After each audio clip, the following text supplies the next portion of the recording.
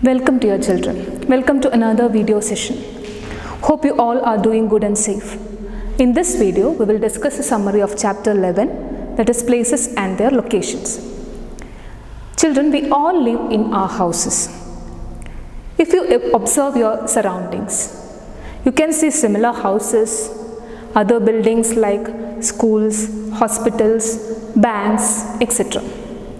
Have you ever thought of representing the area in which you live in a drawing? If you can represent it in a drawing, you can depict the surroundings with much clarity. Yes, children, in this chapter we have discussed about such drawings. We have seen a sketch, a map and a plan. We have also learned about directions and different symbols that we use in map to represent different features. Yes, children, let us see the mind map of the chapter. Dear children, let us see the mind map of the chapter. Chapter 11, places and their locations. In the first section of the chapter, we have discussed about the concept of neighborhood. What is a neighborhood? It is the area that surrounds the place we live in. Next, we have discussed the different ways in which we can represent our surroundings. It can be mainly by three ways: sketch, map and plan. So what is a sketch? It is a rough drawing of the area. So when we draw a sketch, it represents the name of important streets or locations, or the name of important buildings, shops, parks, etc. But the distances that is shown in a sketch may not be accurate always. The second drawing is that of a map. We have seen during interactive sessions that map, it is a representation of whole earth or a part of it. When I say part of it, it can be continents, countries, cities or even local area.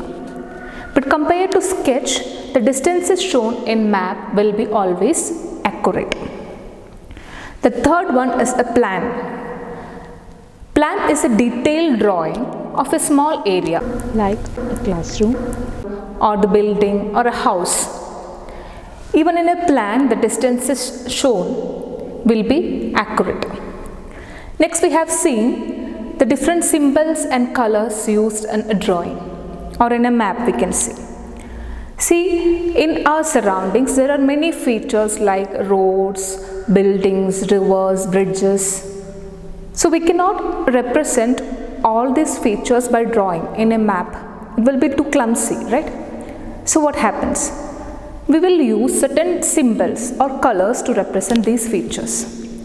The symbols and colors, it will make easier to draw the map. Also, it will be easier to understand using the symbol. If we have the knowledge of the symbols and colors, it is very easy to understand the map. Yes. So after that, we have seen the concept or the term legend. Legend is a key representing the various symbols and colors that is used in a map.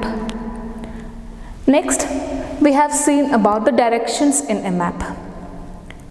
We know there are mainly four directions, that is north, south, east and west. So in almost every map there will be a north line at the top indicating the north direction. So exactly down of it will be the south, right of it of the north line will be the east, and towards the left it will be the west direction. And in the last section of the chapter we have discussed about road safety.